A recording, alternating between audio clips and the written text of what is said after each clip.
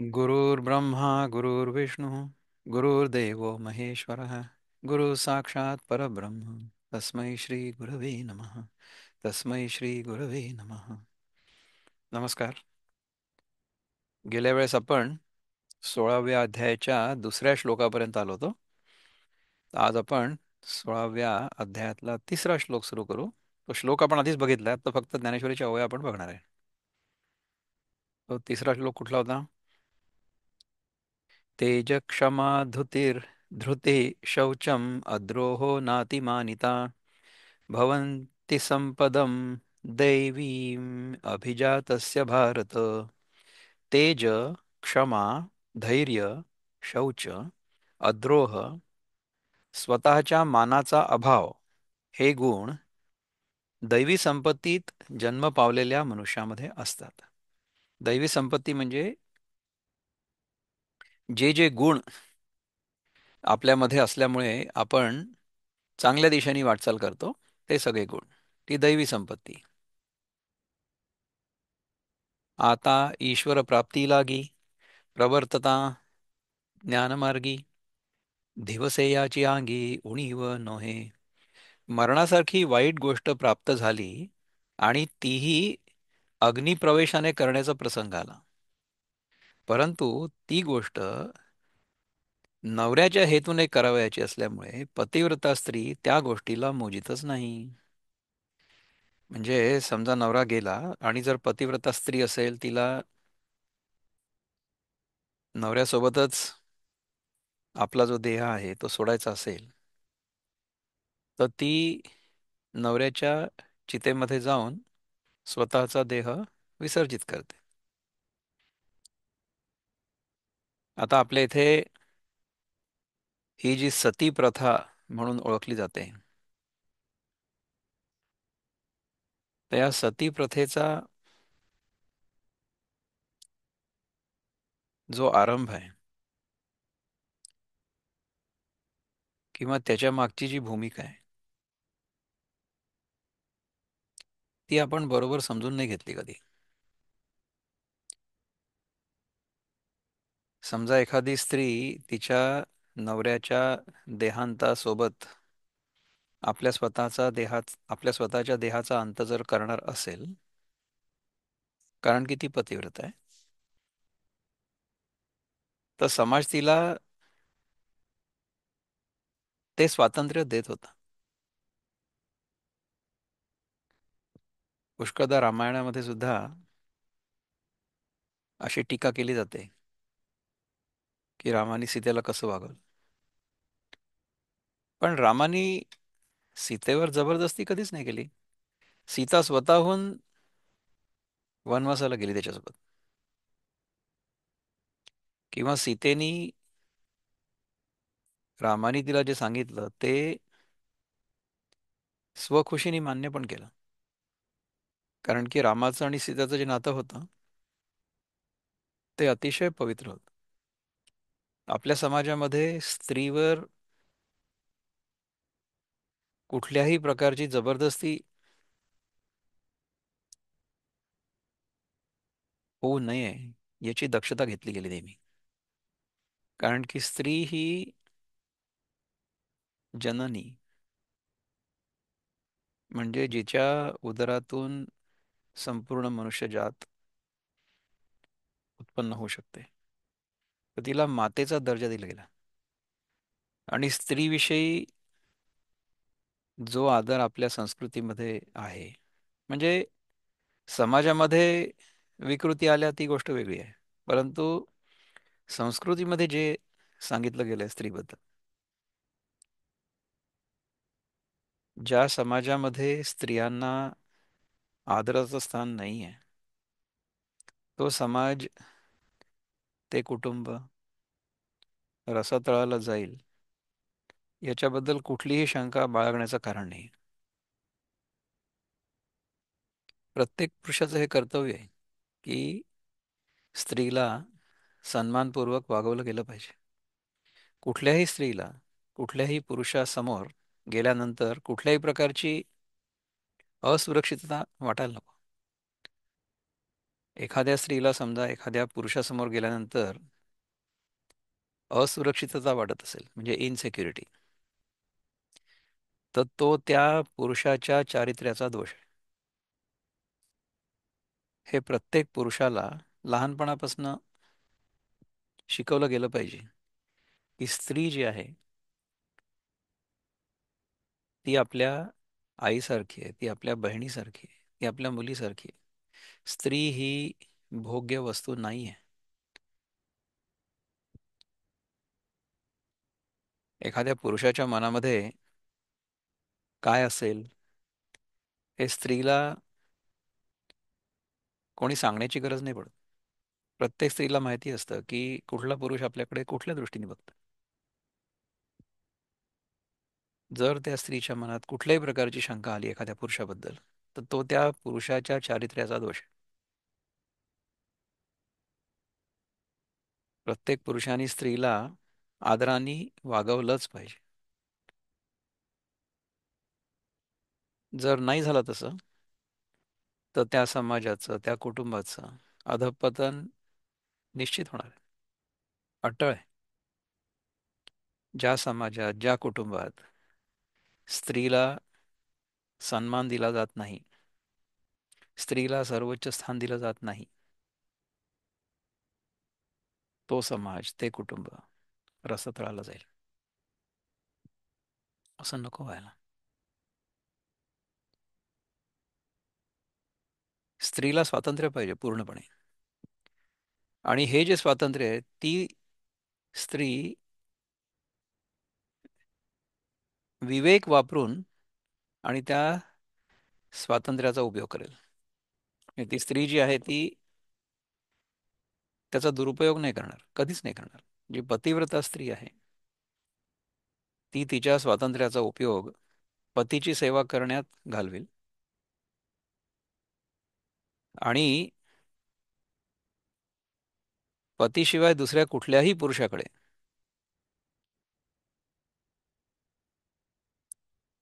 आपला भाऊ किंवा आपला मुलगा किंवा आपले वडील अशा दृष्टीने बघेल.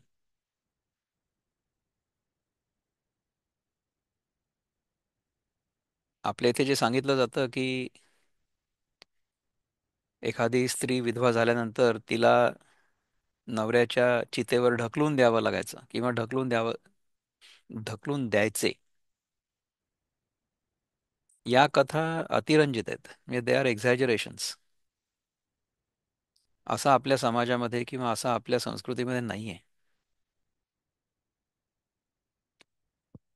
आणि नंतर जेव्हा जोहार स्त्रिया करायला लागल्या, त्याच्या मागे कारण हे होतं की जे आक्रांता होते, इन्व्हेडर्स, त्यांची मनस्थिती अशी होती की पुरुषांची कत्तल करा आणि स्त्रियांना गुलाम म्हणून वागवा, त्यांची विटंबना करा. अशा प्रकारच्या मानसिकतेचे आक्रांता आपल्या देशात आले. अशा आक्रांतांपासून आपल्या शरीराची विटंबना होऊ नये यासाठी जोहार करायच्या बायका.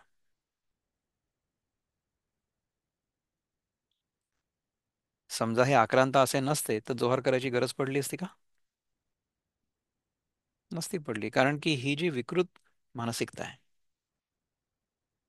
की दुसऱ्याची स्त्री किंवा कुठलीही स्त्री भोग्य वस्तू आहे, ही मानसिकताच चुकीची आहे. ह्याच्यातून जोपर्यंत आपण बाहेर निघत नाही तोपर्यंत न आपलं कल्याण होऊ शकतं, आपल्या कुटुंबाचं कल्याण होऊ शकतं, न समाजाचं कल्याण होऊ शकतं.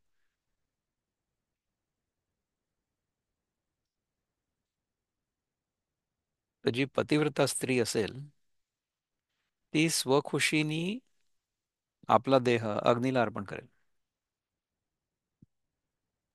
तिच्यावर कोणी जबरदस्ती नाही करणार की तू हे करायलाच पाहिजे. ती करते आणि तिला त्याचं काही वाटत पण नाही, कारण की ती पतिव्रत आहे. वोखटे मरणा ऐसे तेही आले अग्निप्रवेशे परी प्राणेश्वरोद्देशे न गणीची सती त्याप्रमाणे आत्मनाथाच्या चिंतेमुळे विषयरूप विषाची बाधा नाहीशी करून शून्याच्या काटेरी मार्गाने धावणं त्याला आवडतं. काय कळलं हे मराठी आपल्याला? पुन्हा एकदा वाचू.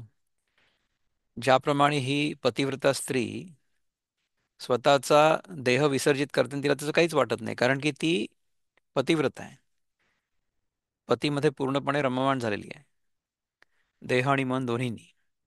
त्याचप्रमाणे आत्मनाथाच्या चिंतेमुळे आपली जी खरी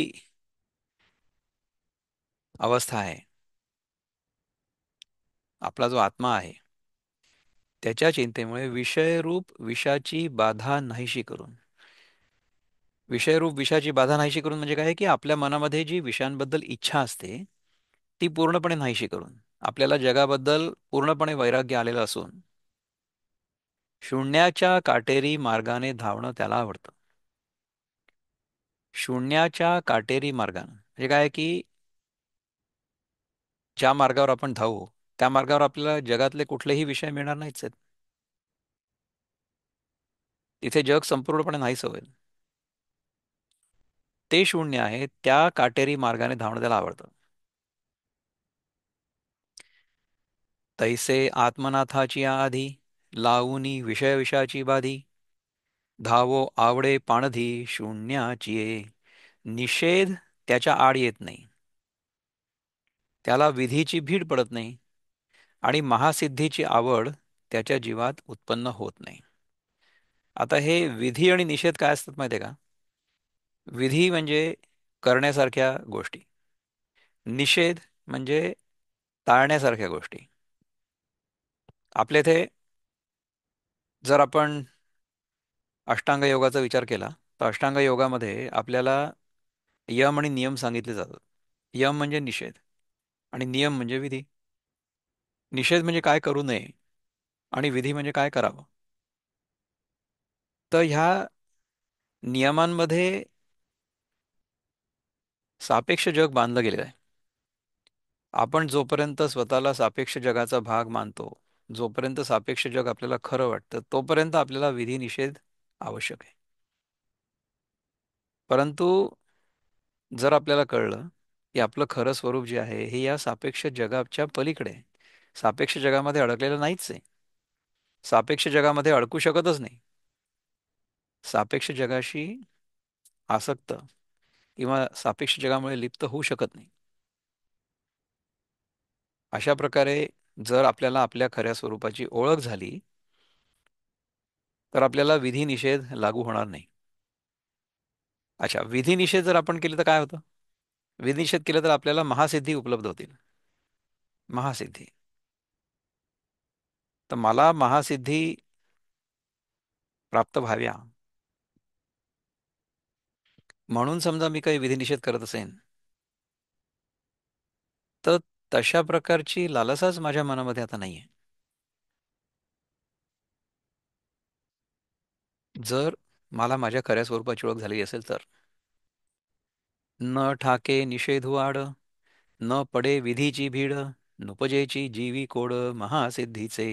अशा प्रकारे परमेश्वराकडे अंतःकरण सहज आपोआप धाव घेतं. आध्यात्मिक तेज हे त्याला म्हणतात. आध्यात्मिक तेज म्हणजे सहजपणे आपोआप आपण परमेश्वराकडे धाव घेतो. So our desire is to realize who God is. सहजपणे, without any doubt in our mind. ऐसे ईश्वराकडे निज धावे आपसया सहज, तया नाव तेज आध्यात्मिकते. आता हे उलट केलंय बरं का? हे बघा, ह्या ज्या ओव्या आहेत ना, त्या ओव्या आणि त्याचं एक्सप्लेनेशन हे उलट केलंय बरं का?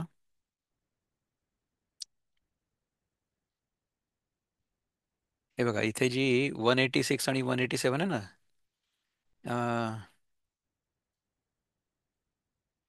वोखटे मरणा ऐसे तेही आले अग्निप्रवेशे परी प्राणेश्वरोद्देशे न गणिची सती. तर ह्याचा अर्थ इथे वर दिलाय. मरणासारखी वाईट गोष्ट प्राप्त झाली आणि तीही अग्निप्रवेशाने करण्याचा प्रसंग आला, परंतु ती गोष्ट नवऱ्याच्या हेतूने करायची असल्यामुळे पतिव्रता स्त्री त्या गोष्टीला मोजीतच नाही.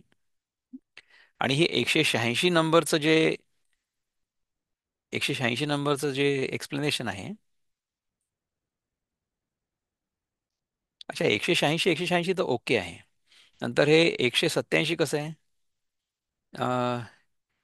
187 नंबर आणि 186 नंबर ह्या दोन्ही गोष्टींचा अर्थ या इथेच दिलाय बरं का, 186 मध्ये.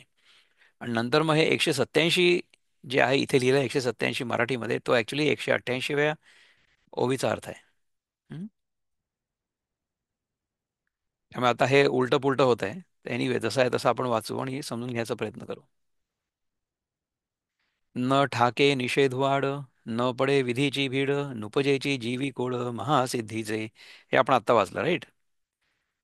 तर ऐसे ईश्वराकडे निज, धावे आपसया सहज, तया नाव तेज आध्यात्मिकते. म्हणजे अशा प्रकारे परमेश्वराकडे अंतःकरण सहज आपोआप धाव घेतं. आध्यात्मिक तेज हे त्याला म्हणतात. हम्म. आता सर्व ही साहातिया गरिमा, गर्वा न येते ये तेची क्षमा, जैसे देह वाहुनी रोमा वाहणे नेणे. आता आपण सर्वही सहन करतो या विचाराने येणाऱ्या मोठेपणाच्या योगाने, जे गर्वाला न येणं तीच क्षमा होय. आता समजा आपण खूप जास्त तप केलं आणि आपल्याला असं वाटायला लागलं की बघा, बाकी लोकांना तर काही इतका उपास करता येत नाही, मी तर 24 तास उपास करतो. म्हणजे काय झालं? होलियर दॅन दाऊ ॲटिट्यूड. असा गर्व होऊ शकतो माणसाला. परंतु अशा मोठेपणाच्या योगाने जे गर्वाला न येणं, त्याला क्षमा म्हणतात.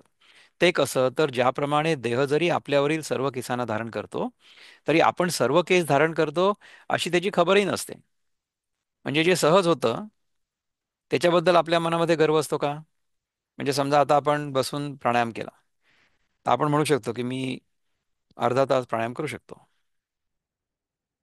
परंतु आपण जन्मापासून ते आत्तापर्यंत श्वास घेतोय, तर त्याच्याबद्दल आपल्या मनामध्ये काही अभिमान आहे का, की मी श्वास घेणारा कोणीतरी श्रेष्ठ प्राणी वगैरे? असं नाही आहे.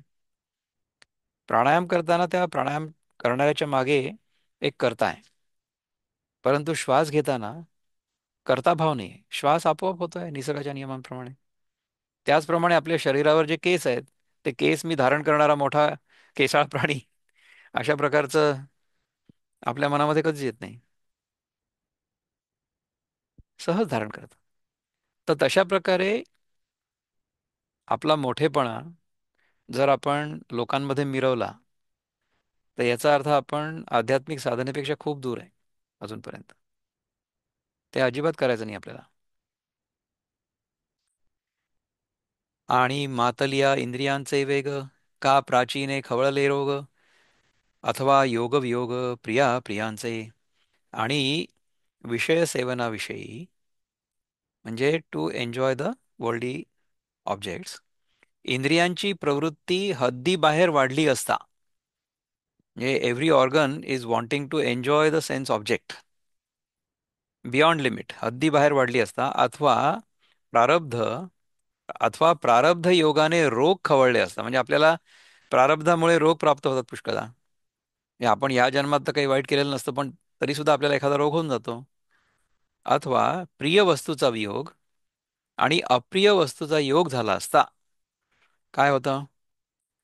यया आघव्यांचाची आघव्यांचाची थोरू, एके वेळे आलिया पुरू, तरी अगस्त्य का होऊनी धीरू उभा ठाके. या सर्वांचा एकाच वेळी पूर आला असता, तो सहन करायला जे धैर्य अगस्ती होऊन उभं राहतं, म्हणजे प्रतिकार करण्यास तयार होतं. समजा खूप वाईट गोष्टी आपल्या जीवनामध्ये घडत असतील, तर त्यांचा प्रतिकार करण्यासाठी किंवा त्यांना सहन करण्यासाठी आपण खंबीरपणे उभं राहणं, याला काय म्हणतात? आकाशी धूमाची रेखा, उठली बहुवा आगळिका, ते गिळी येकी झुळका वारा जेवी. आकाशामध्ये मोठ्या जोराने धुराचा लोट सहसा उठला असता, त्या धुराच्या लोटाला जसा वारा एका झुळकेसारखा गिळून टाकतो. समजा धुराचा लोट उठला, तर मग वारा आलं तर ते चाललं जातं ना धुराचा लोट. तैसे आधिभूताधिदैवा, अध्यात्मादी उपद्रवा, पातलेया पांडवा गिळुनी घाली. त्याप्रमाणे आधिभौतिक, आधिदैविक आणि आध्यात्मिक ताप प्राप्त झाले असता, त्या सर्वांना जे धैर्य गिळून टाकतं, जे काही ताप, जी काही दुःख आपल्याला मिळालेली असतील, जगामुळे म्हणा किंवा मनामुळे म्हणा किंवा आपल्या स्वतःमुळेच म्हणा, त्यांना हे धैर्य गिळून टाकतं. हे आपण ह्याच्या आधी कुठे ऐकलं होतं का? तुम्हाला आठवतं का? Do you remember? समजा आपल्या जीवनामध्ये दुःखाचे किंवा त्रासाचे प्रसंग आले, तर त्यांना कसं तोंड द्यायचं? आपण दुसऱ्या अध्यायामध्ये एक श्लोक बघितला होता पहा. आठवतं का तुम्हाला? मात्रा स्पर्शास्तु कौंतेय शीतोष्ण सुख दुःखदा आगमापायिनो नित्यास्तांस्ते तितिक्षस्व भारत. म्हणजे आपल्या इंद्रियांचा विषयांशी जेव्हा संपर्क होतो तेव्हा चांगले किंवा वाईट अनुभव येतात, परंतु ते येतात आणि जातात. त्यामुळे ताण तितिक्षस्व भारत. तितिक्षा सहन करा. म्हणजे आता सध्या आमच्या इथे बाहेर खूप थंडी आहे. थंडी आहे तर काय, थोडीशी शेकोटी पेटवली आहे आणि ठीक आहे, आत्तापुरतंच राहा. काही दिवसांनी हे दिवस चालले जातील, मग उन्हाळा येईल. मग उन्हाळा आल्यानंतर मग एसी चालू करावा लागेल. नाही, कुठलाही काळ किंवा कुठलीही परिस्थिती फार काळ टिकत नाही, येते आणि जाते. आगमा अपायिना अनित्या. अनित्य आहे ती. तर दुःखाचे प्रसंग आपल्याला सहन करावे लागतात. दुःख आपल्याला कोणालाही हवं असं वाटत नाही, सुख हवं असं वाटतं. आपण हेही शिकलोय की दुःख ही लोखंडाची बेडी आहे आणि सुख म्हणजे ही सोन्याची बेडी आहे. कारण की सुख आलं की आपल्याला सारखं ते हवं हवं असं वाटतं आणि मग आपण त्याच्या अधीन होऊन जातो आणि ते जर नाही मिळालं तर मग दुःखी होतो. त्यामुळे सुखाचे प्रसंग आले, ठीक आहे, देवाची कृपा आहे, पुरळून नका जाऊ.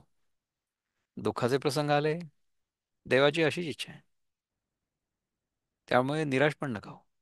ठीक आहे, हे पण दिवस जातील. किती दिवस चालेल हे? कितीही दुःखद घटना घडली किंवा वाईट प्रसंग आला तरी सुद्धा काळ हे त्याच्यावर उत्तर आहे ना. काळाच्या ओघामध्ये ज्याप्रमाणे वारा हे सगळं धुराचं धुराचा लोट वाहून घेऊन जातो, तसंच दुःखाच्या धुराचा जो लोट आहे हा काळाचं वारं घेऊन जाईल. त्यामुळे जोपर्यंत आहे तोपर्यंत सहन करणं भाग आहे आपल्याला. सहन करणं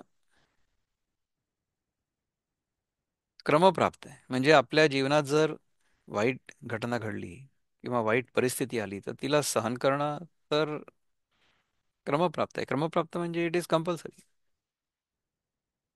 कारण की ते आपलं प्रारब्ध आहे.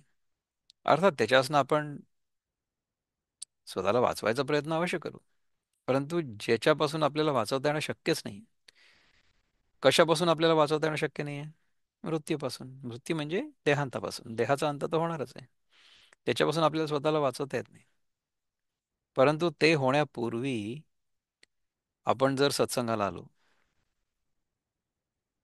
आपल्या जीवनात जर प्रभुकृपेने सत्संग आला आणि आपल्याला जर हे कळलं की देहाचा अंत तर होऊ शकतो पण माझा अंत नाही होऊ शकत,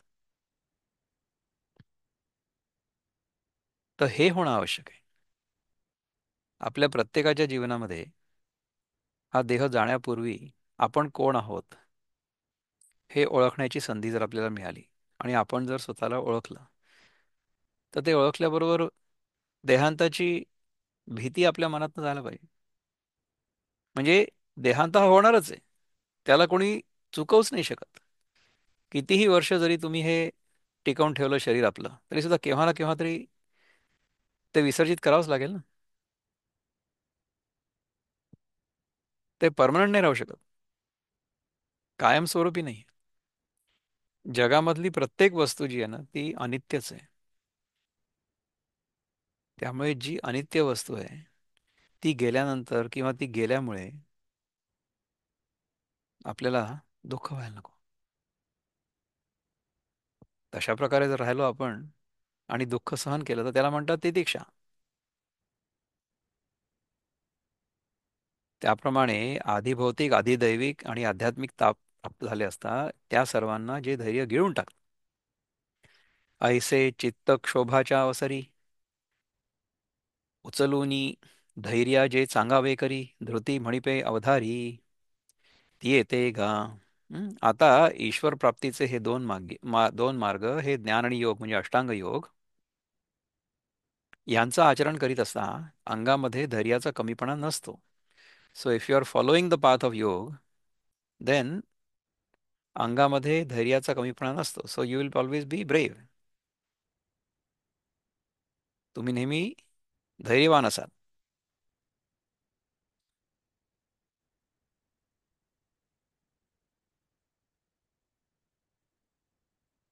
आता हे आता इथे एक श्लोक ह्यांनी गायब केला. आता इथे मला असं वाटतं now it is back on track.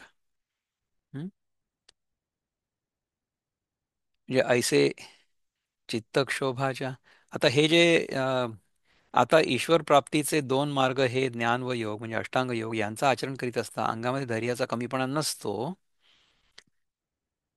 ह्याची जी ओवी आहे ना ऍक्च्युअल ओवी ती कुठे मला दिसतच नाही. कारण की ही जी ओवी आहे 195 वाली तैसे आधिभूतादी दैवा अध्यात्मादी उपद्रवा हे सगळं जे आहे ना ह्याचं याचं ट्रान्सलेशन इथे 194 मध्ये लिहिलं यांनी. ते थोडंसं गडबड झाली याच्यामध्ये. एनिवे मराठीमध्ये जे आपण ते वाचू आणि समजून घ्यायचा प्रयत्न करू.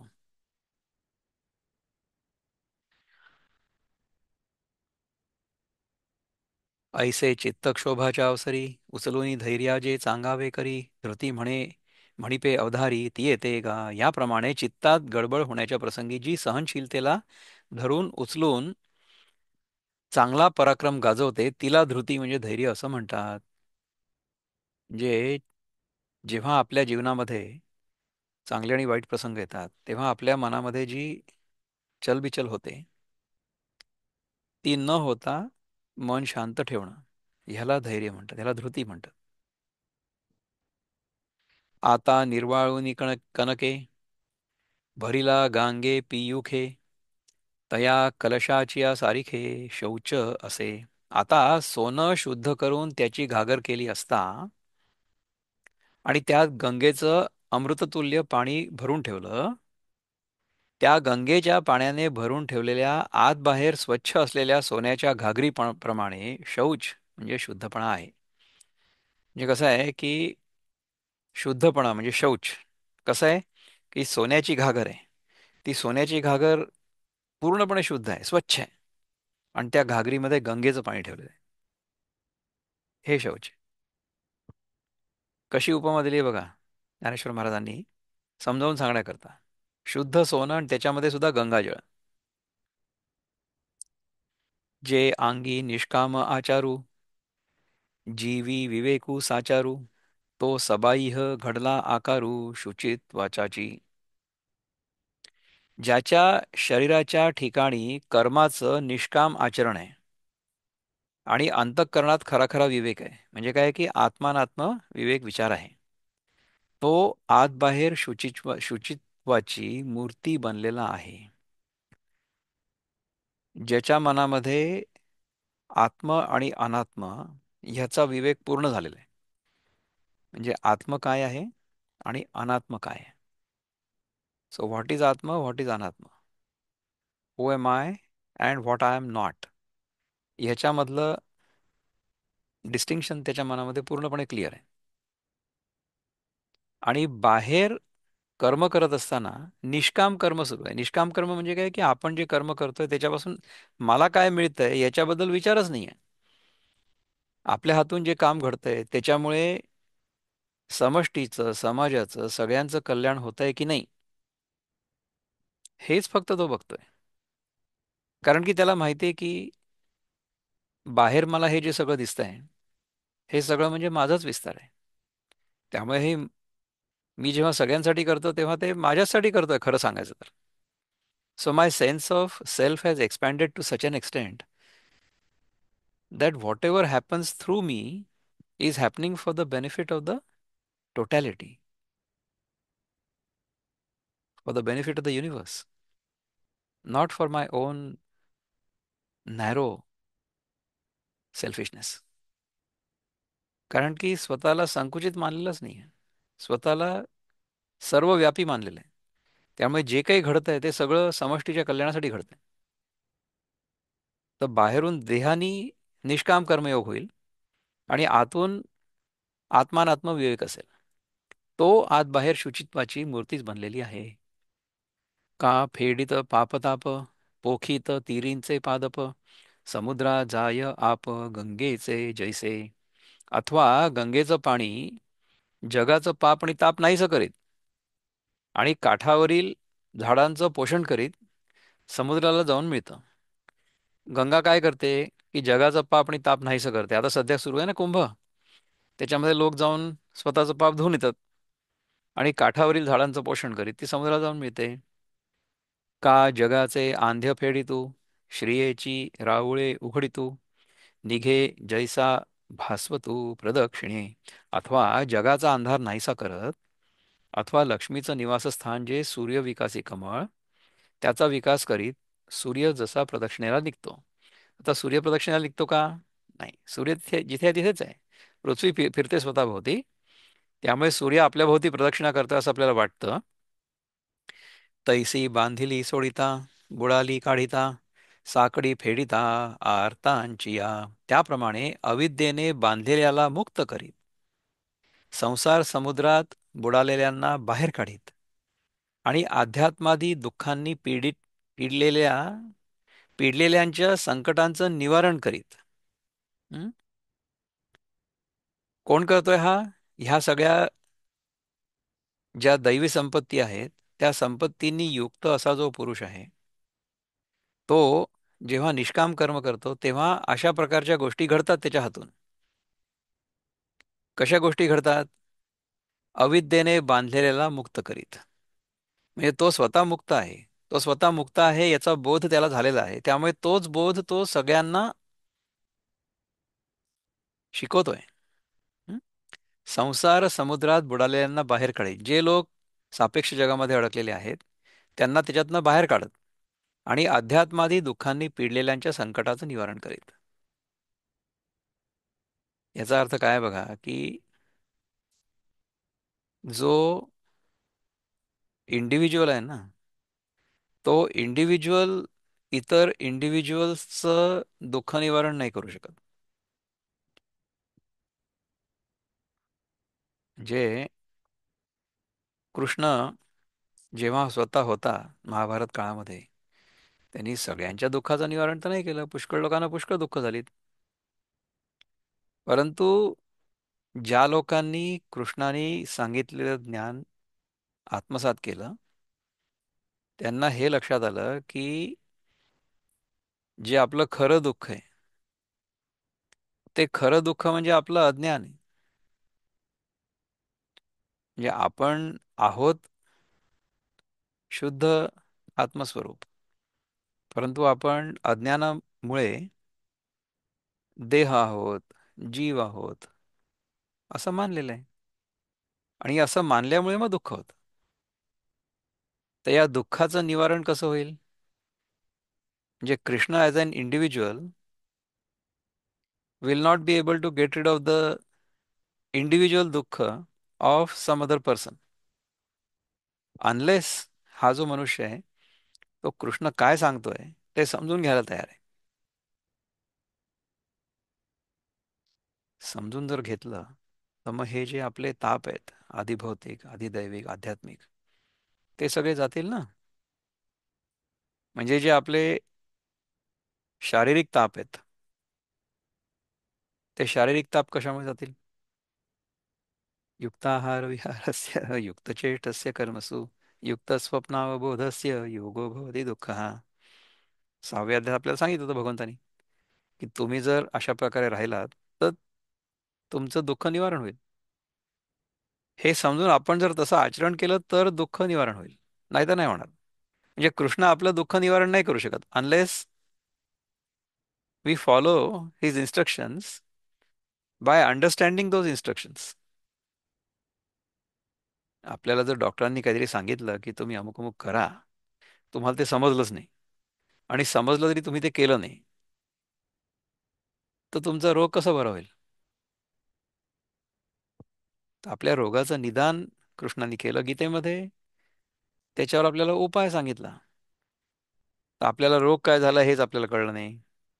रोगावरचं काय निदान आहे ते आपल्याला कळलं नाही. त्याच्यावरचा जो उपाय आहे तो आपल्याला कळला नाही. आणि त्यांनी जे आपल्याला करायला सांगितलं ते आपण केलं नाही. मग त्याच्यानंतर आपलं दुःख नाहीचं नाही झालं तर त्याच्यासाठी कृष्ण जबाबदार आहे का? हा?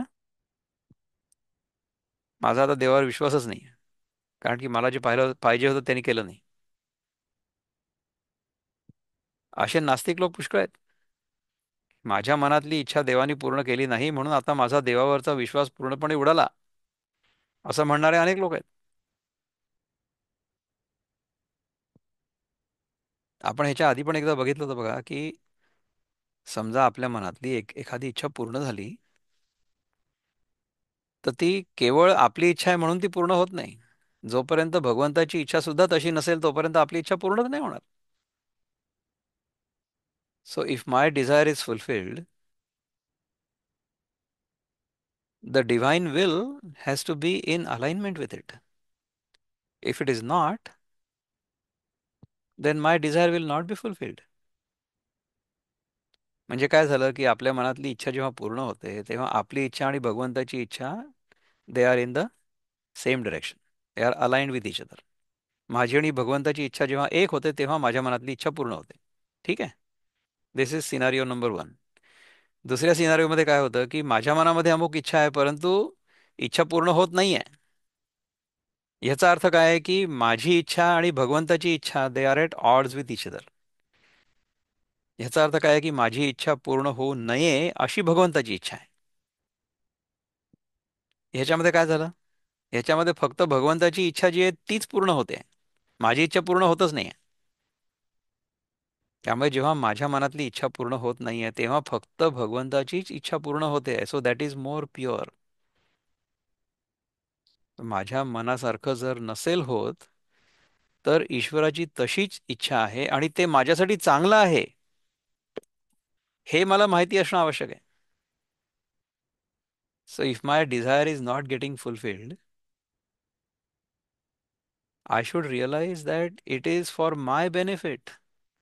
कारण की भगवंताची तशी इच्छा आहे की माझी इच्छा पूर्ण होऊ नये. म्हणजे आपण खूप प्रयत्न करतो, आपण मन लावून प्रयत्न करतो, आपण खूप मेहनत पण करतो, पण पुष्कळदा असं होतं की इतकी सगळी मेहनत करून शेवटी यश नाही मिळत आपल्याला. तर मे बी आपल्याला जास्त मेहनत करायची गरज आहे. मे बी आपण जे करतोय ते आपल्याला चांगलं समजून घेण्याची गरज आहे. किंवा ती इच्छा पूर्ण झाल्यामुळे आपल्याला जे काही प्राप्त होईल ते आपल्यासाठी चांगलं नसेल कदाचित, अशी भगवंताच्या मनामधली इच्छा आहे.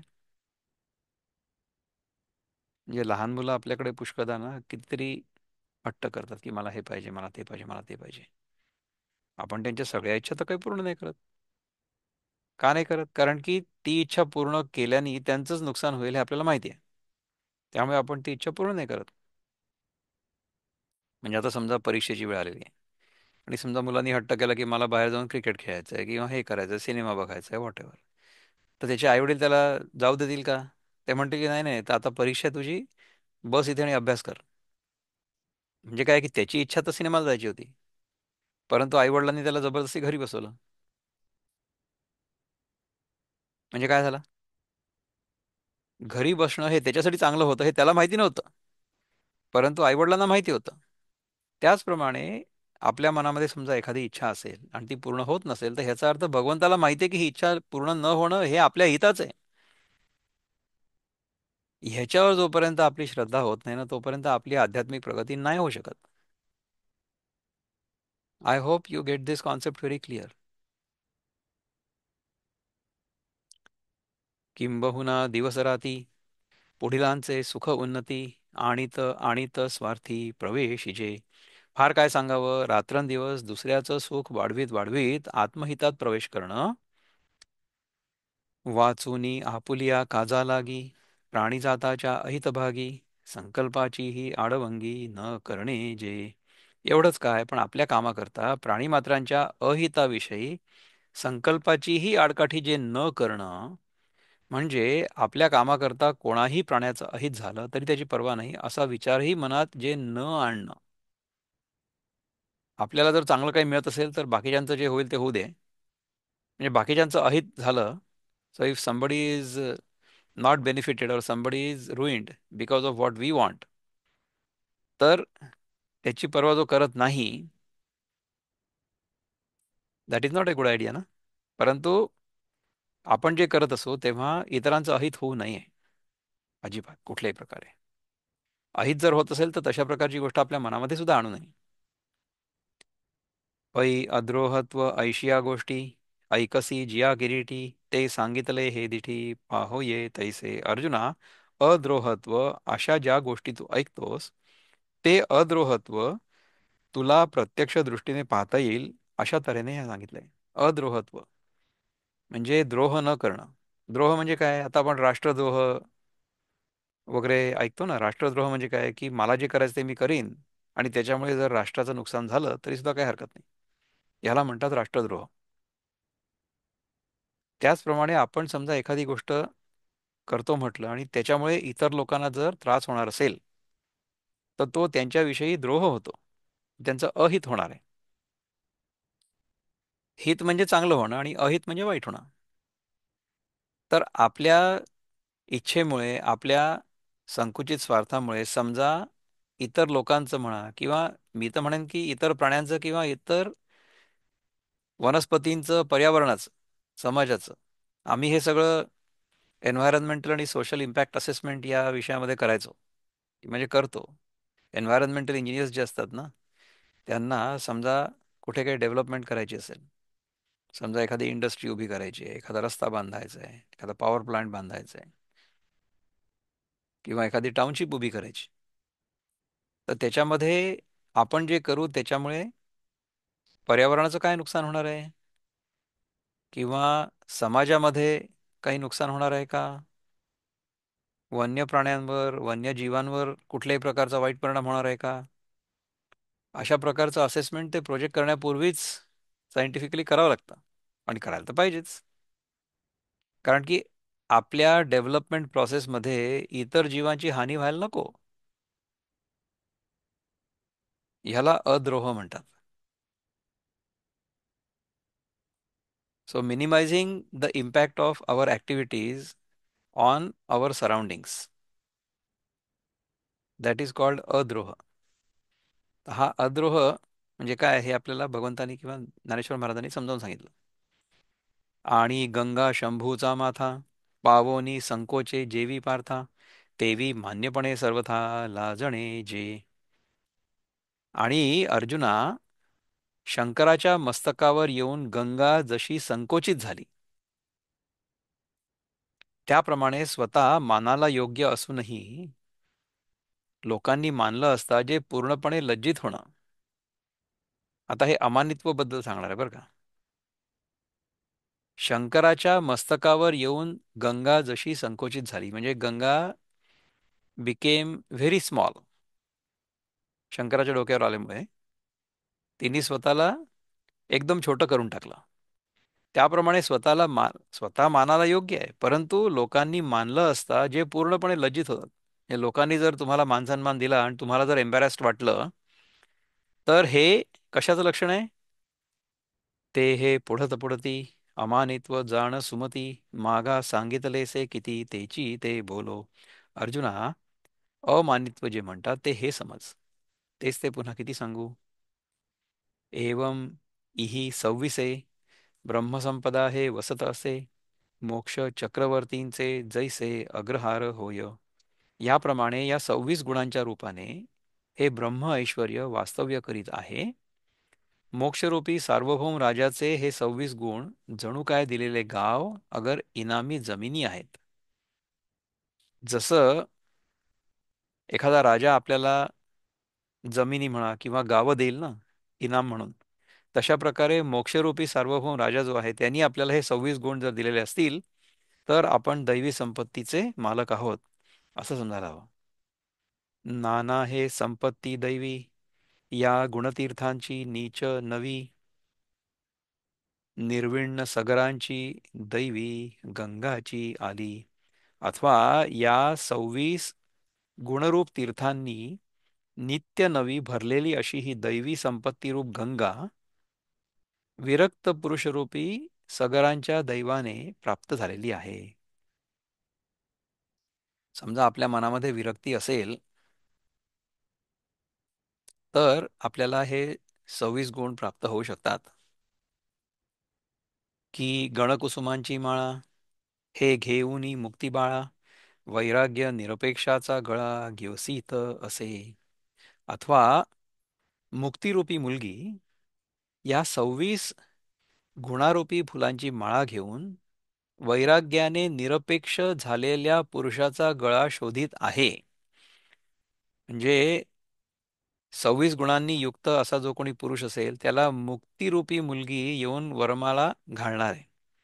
म्हणजे काय आहे की हे 26 गुण जर आपल्यामध्ये असलेत तर मुक्ती आपल्या गळ्यामध्ये माळ घालेल. आणि इट इज रेसिप्रोकल. जर मुक्तिरूपी मुलगी अशा पुरुषाला वर म्हणून त्याला वरणार असेल, त्याच्या गळ्यात जर माळा घालणार असेल, तर हे 26 गुण आपोआप प्रगट होतील. तर हे 26 गुण प्रगट होणं हे मुक्तीचं लक्षण आहे. आणि मुक्ती हे ह्या 26 गुण प्रगट होण्याचं लक्षण आहे. सो मुक्ती आणि हे 26 गुण दे आर सिनॉनिमस. कशाने येईल? वैराग्याने येईल. वैराग्य म्हणजे जगामधल्या ज्या सगळ्या गोष्टी आहेत, सापेक्ष जगतामध्ये आपल्याला धिस, इदम म्हणून ज्या गोष्टी अनुभवायला येतात, anything that I experience as the other, ह्याच्यापासून पूर्णपणे वैराग्य. त्याच्यामध्ये अजिबात आसक्ती नको. म्हणजे आपण जगातल्या वस्तूंचा उपयोग करू नये अशी अपेक्षा नाही आहे. जगातल्या वस्तूंचा उपयोग आपण करू शकतो. जेवढा आवश्यक आहे तेवढा उपयोग प्रत्येक प्राण्याने करायला पाहिजे. हा त्या प्रत्येक प्राण्याचा हक्क आहे, गरजही आणि हक्कही आहे. परंतु त्याच्यापेक्षा जास्त समजा आपण जगामधल्या कुठल्याही गोष्टीचा उपभोग घेतोय असं जर झालं तर मग आपण पाप करू. त्याच्यापासून स्वतःला वाचवायचंय. त्याला म्हणतात वैराग्य. की 26 गुणज्योती इही उजळूनी आरती, गीता आत्मया निपजती निरांजना आली. अथवा 26 गुणरूपी वाती पेटवून जणू काय गीता ही आपला पती जो आत्मा त्याला आरती ओवाळण्याकरता आता आलेली आहे. म्हणजे गीताच ह्या 26 गुणांची आरती घेऊन आपल्याला ओवाळायला आली. कोणाला? आत्म्याला. उगळीते निर्मळे गुण येची मुक्ता फळे, दैवी शुक्ती कळे गीता अर्णवीची. गीतारूपी समुद्रातील दैवी संपत्तीरूप शिंपला आहे आणि त्या शिंपल्याच्या शकलातून ही 26 गुणरूपी बाहेर पडणारी निर्मळ मोते आहेत. गीतेमध्ये गीतारूपी समुद्र आहे, त्याच्यामध्ये एक शिंपला आहे, म्हणजे there is a payable. Payable म्हणतात त्याला? काय म्हणतात? पेबल नाही म्हणत ना, शिंपल्याला काय म्हणतात? तर त्याच्यामधनं जेव्हा आपण ते उघडलं तर 26 रत्न बाहेर निघाली. गीतेरूपी समुद्रामध्ये दैवी संपत्ती नावाचं हे शिंपलं आहे. हं? ते उघडलं त्याच्यातनं हे 26 मोती निघाले बाहेर, अशी उपमा दिली आहे. काय बहु वानुऐसी अभिव्यक्ती ये अपैसी, केले दैवी गुणराशी संपत्ती रूप. फार काय वर्णन करू, आपोआप स्पष्ट होईल अशा रीतीने दैवी संपत्तीच्या गुणांच्या समुदायाचं मी वर्णन केलं. आता दुःखाची आतू वटवेली, दोष काट्यांची जरी भरली, तरी निजाभिमानी निजाभिधानी घाली आसुरी ते. आता सुखाची बळकटवेली असून दोषरूपी काट्यांनी जरी ती भरलेली आहे, तरी ती आसुरी संपत्ती माझ्या सांगण्याच्या व्याख्यानात घालतो. म्हणजे दैवी संपत्ती हा एक वेल आहे, परंतु त्याला आसुरी संपत्ती नावाचे काटे लागलेत. पै त्याज्य त्याजावया लागी, जाणावी जरी अनुपयोगी, तरी ऐका ते चांगी श्रोत्र शक्ती. परंतु आसुरी संपत्ती ही त्याज्य असल्यामुळे जरी अनुपयोगी आहे, तरी तिचा त्याग करण्याकरता ती जाणली पाहिजे. म्हणजे त्याग कशाचा करायचा हे तर माहिती पाहिजे ना, नाही तर आपण चांगल्या गोष्टींचा त्याग करू. म्हणजे will throw the baby along with the bath water. म्हणून ती आसुरी संपत्ती कानाच्या चांगल्या बळाने ऐक. म्हणजे आसुरी संपत्ती काय आहे हे पण समजून घे, म्हणजे मग तिचा त्याग तू करू शकशील. तरी नरक व्यथा थोरी, आणावया दोषी घोरी, मेळू केला ते आसुरी संपत्ती हे. तरी नरकातील दुःख वाढवण्याकरता भयंकर दोषांनी जो जमाव केला, ती ही आसुरी संपत्ती होय. नाना विषवर्गू एकवटू, तया नाव जैसा बासटू, आसुरी संपत्ती हा खोटू दोषांचा तैसा. अथवा सर्व विष एकत्र झाली म्हणजे त्याला जसं कालकूट विष असं नाव आहे, त्याप्रमाणे सर्व दोषांच्या लगडीला आसुरी संपत्ती हे नाव आहे. तर ह्या ज्या आसुरी संपत्ती आहेत त्याच्याबद्दल आपण चिंतन पुढच्या वेळेस करू. आता दैवी संपत्तीचं चिंतन आपण 3 श्लोकांमध्ये केलं, 1, 2, 3. त्याच्या आधी आपण प्रस्तावना केली. जे ह्या पहिल्या 3 श्लोकांवर चिंतन करता करता आपल्याला 4 तास लागले साधारण. परंतु अभयम सत्वसंशुद्धीपासून आत्तापर्यंत शौच, क्षमा, धृती म्हणजे धैर्य, अमानित्वम, ह्या सगळ्या गोष्टी आपण शिकलो. त्याच्याबद्दल जर काही कोणाला प्रश्न असतील किंवा काही विचार व्यक्त करायचे असतील तर आपण अवश्य करू शकता. आपल्या इथे माझ्या व्यतिरिक्त अजून 10 लोक आहेत. So anybody has any comments or questions, की आपण ह्याच्या पुढचे श्लोक आत्ता फक्त म्हणू किंवा बघू आणि मग त्याच्यावर चिंतन पुढच्या वेळेस करू, असं करू शकतो. So why don't we do that. Let me share the screen with you once again. पहिला आपण हे श्लोक कुठले आहेत बघू. आय थिंक ते सगळेच्या सगळे श्लोक जे आहेत ना ते बहुतेक एकत्रच ह्याच्यामध्ये लिहिलेले असतील आणि मग आपण त्याच्यावर ज्या ओव्या आहेत त्यानंतर एकत्र बघू. So let's go through. आता ह्याच्यावर बघा, त्या दैवी संपत्तीवर प्रभुपादांनी किती मोठं परपोट लिहिलं आहे. तर हे वाचायला सुद्धा पुष्कळ वेळ लागेल आपल्याला, इंग्रजीत वाचतो म्हटलं तर. पण आता हे चौथा जो आहे शब्द, दंभो दर्पोऽभिमानश्च क्रोध पारुष्यमेव च अज्ञानं चाभिजातस्य पार्थ संपदमासुरीम्. ह्याचा अर्थ हा आहे की प्राईड, ॲरोगन्स, कन्सीट, अँगर, harshness and ignorance, these qualities belong to those of demonic nature, O son of Pritha. त्याबद्दल विनोबा काय म्हणतात? दंभ मी पण अज्ञान, क्रोध दर्प कठोरता, लाभती गुण हे त्यास, ज्याची संपत्ती आसुरी. दंभ, मी पण, अज्ञान, क्रोध, दर्प, कठोरता, हे जे गुण आपल्याला दिसतात ती आसुरी संपत्ती आहे. त्याच्यानंतर आपले जे बंधू आहेत किशोर कुलकर्णी, ते काय म्हणतात? ते म्हणतात, पण मुक्त छंदमध्ये पहिले बघू. दंभ, दर्प, अभिमान, क्रोध, पारुष्य, अज्ञान, ही सर्व लक्षणे असती ज्याची आसुरी संपत्ती. वृत्तपदामध्ये म्हणतात, असे दंभ आणि अहंकार थोर, करी कोप औद्धत्य बोली कठोर, नसे ज्ञान काहीची पार्था जयासी, असे आसुरी जन्म येथे तयासी. त्याच्यानंतर let's see what Dnyaneshwar Maharaj to say. हे पार्था, दांभिकपणा, मस्ती, अभिमान, क्रोध, निष्ठुरता, अज्ञान, हे सगळे गुण आसुरी संपत्तीत येतात.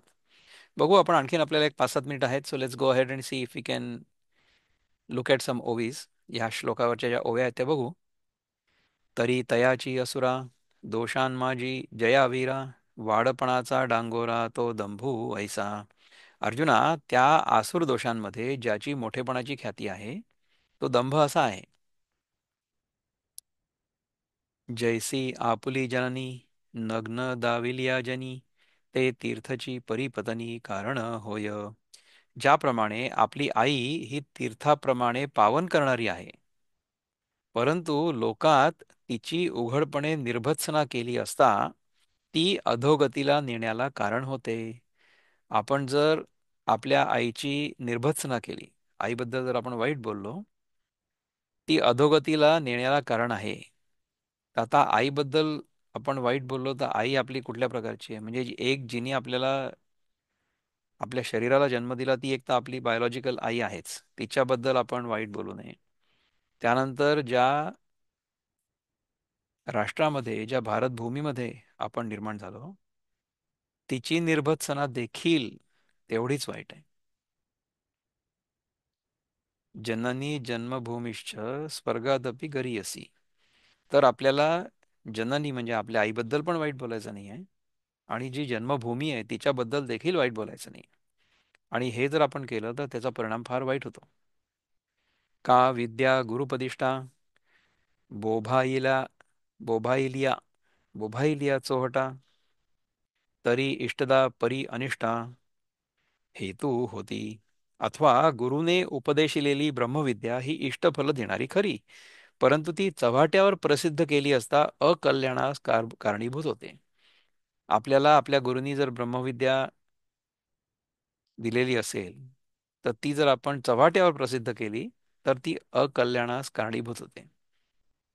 हे जे आध्यात्मिक ज्ञान आहे ना, ते प्राप्त करण्यासाठी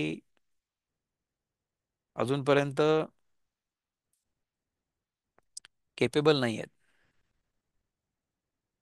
किंवा त्यांच्याकडे तेवढी पात्रता नाही आहे. त्यांना जर हे दिलं गेलं तर त्यांचं अकल्याण होईल, आपलंही अकल्याण होईल. पै आंगे बुडता महापुरी, जे वेगे काढी पैलतीरी, ते नावची बांधिलिया शिरी बुडवी जैसी. आपण स्वतः महापुरात बुडत असताना जी नाव म्हणजे होडी आपल्याला त्वरित काढून पलीकडच्या काठाला पोचवते, ती नावच जर आपण डोक्यावर बांधली तर जशी ती आपल्याला बुडवते. आपण महापुरात बुडत असताना जी नाव आपण घेतली होती ती जर आपण काढून आपल्या डोक्यावर ठेवली तर ती आपल्याला बुडवेल ना. कारण जे जीविता ते वानिले जरी सेविता, तरी अन्नची पंडुसुधा होय विष. अर्जुना, जगण्याला कारण अन्न. ते खात असताना वर्णन करून वाजवीपेक्षा जास्त खाल्लं असता म्हणजे अजीर्णामुळे ते अन्नच विषासारखं मारक होतं. आता आपण हे कितीतरी वेळा सांगितलेलं आहे की अन्न जरी सात्विक असलं तरी सुद्धा ते गरजेपेक्षा जास्त जर खाल्लं गेलं तर त्याचं अजीर्ण होईल.